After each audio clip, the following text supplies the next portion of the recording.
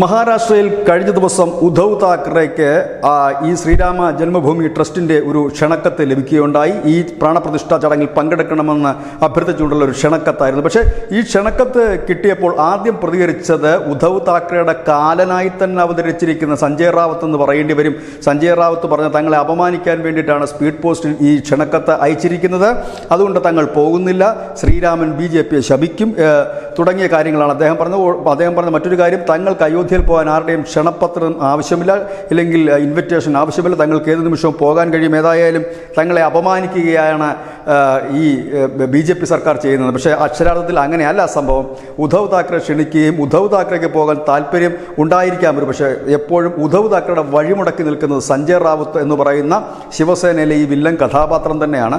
അദ്ദേഹം ആണ് ഈ BJPയുമായിട്ടുള്ള സഖ്യം പിരിയാനുള്ള കാരണം, ഒപ്പം മഹാവികാസ് അഘാടി രൂപീകരിക്കുന്നതിന് പിന്നിലുണ്ടായിരുന്നത്. ഏതായാലും ഇപ്പോൾ ഇതാ വൈകിയാണെങ്കിലും ഉദ്ധവ് താക്കറേക്ക് പ്രാണപ്രതിഷ്ഠാ ചടങ്ങിൽ പങ്കെടുക്കാൻ ലഭിച്ച ക്ഷണത്തെ ചൊല്ലി വിവാദം കത്തിച്ചു വിട്ടിരിക്കുന്നതും ഈ സഞ്ജയ് റാവത്ത് തന്നെയാണ്. ഏതായാലും മഹാ ആരതിക്ക് ഉദ്ധവ് താക്കറെ നേരത്തെ തന്നെ ആഹ്വാനം നൽകിയിരുന്നു. ഏതായാലും നാളെ മഹാരാഷ്ട്രയിൽ ശിവസേനയുടെ ഉദ്ധവ് വിഭാഗത്തിൻ്റെ ആഭിമുഖ്യത്തിൽ മഹാ ആരതി നടക്കും. News desk news India Malayalam.